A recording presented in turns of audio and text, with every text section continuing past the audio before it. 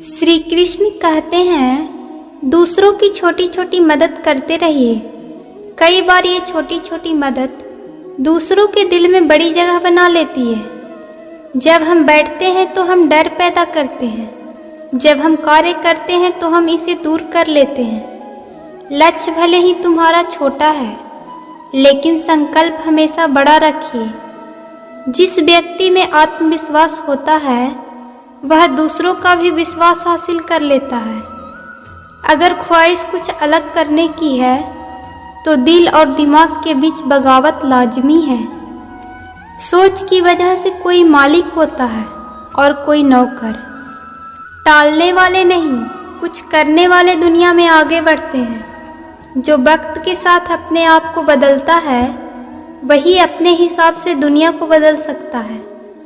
हारता तो हर कोई है जिंदगी में, लेकिन जीतता वही है जो उससे सीखता है।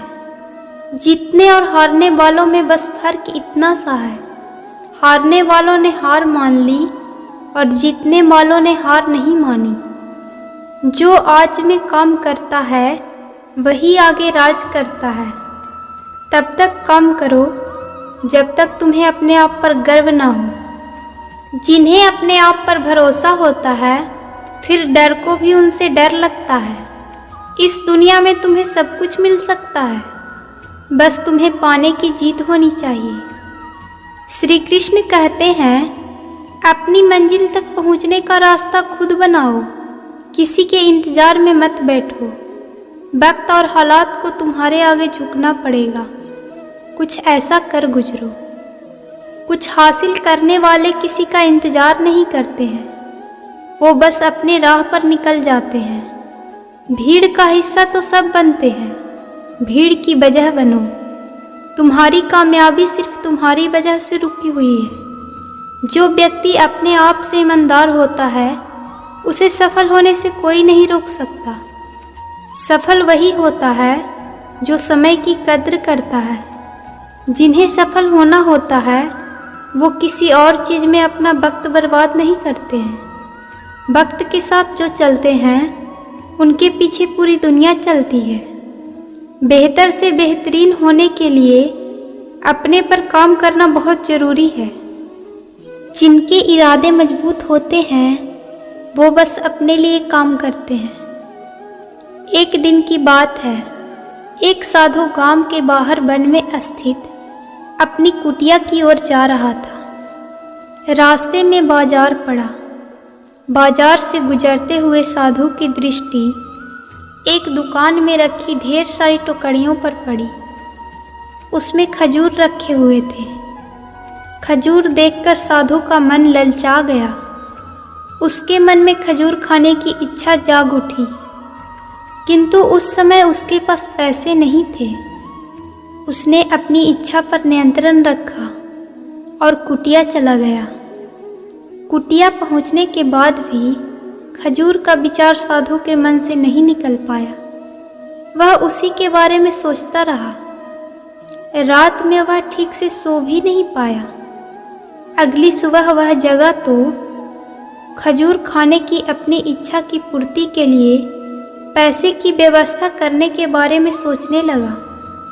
वह सोचा कि सूखी लकड़ियां बेचकर खजूर खरीदने लायक पैसे की व्यवस्था अवश्य हो जाएगी।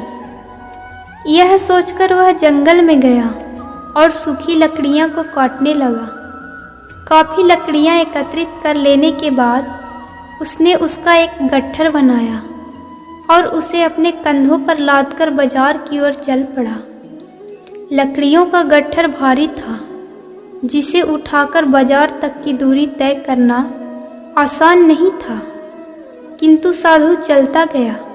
थोड़ी देर में उसके कंधे में दर्द होने लगा, इसलिए विश्राम करने वह एक स्थान पर रुक गया। थोड़ी देर विश्राम करके वह पुनः लकड़ियां उठाकर चलने लगा।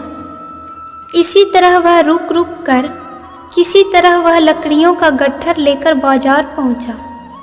बाजार में उसने सारी लकड़ियां बेच दी। अब उसके पास इतने पैसे इकट्ठे हो गए जिससे वह खजूर खरीद सके। वह बहुत प्रसन्न हुआ। और खजूर की दुकान में पहुंचा। सारे पैसों से उसने खजूर खरीद ली और वापस अपनी कुटिया की ओर चल पड़ा। कुटिया की ओर जाते जाते उसके मन में विचार आया कि आज मुझे खजूर खाने की इच्छा हुई, हो सकता है कल किसी और वस्तु की इच्छा हो जाए। कभी नए वस्त्रों की इच्छा जाग जाएगी, तो कभी अच्छे घर की, कभी स्त्री और बच्चों की, तो कभी धन की।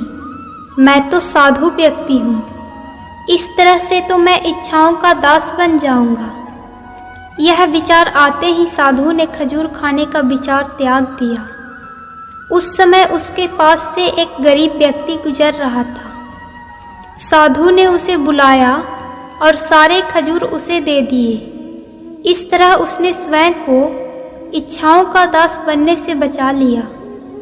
इस कहानी से हमें यही सीख मिलती है, यदि हम अपनी हर इच्छाओं के आगे हार जाएंगे तो सदा के लिए अपनी इच्छाओं के दास बन जाएंगे।